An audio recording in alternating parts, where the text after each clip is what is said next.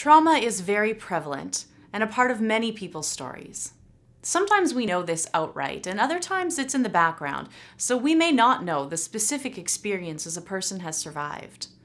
When we're trauma-informed, it allows us to approach others in a way that acknowledges their trauma so that we can respond appropriately regardless of how much we know about their story.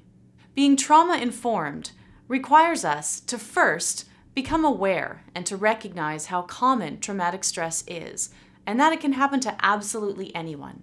Second, be compassionate and patient.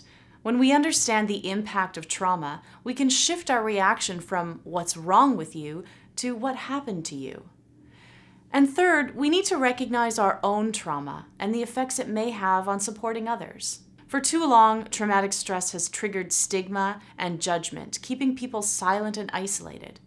We need to understand this affects all of us, and it takes all of us together to heal it. If you have a question or topic you'd like us to consider, please let us know.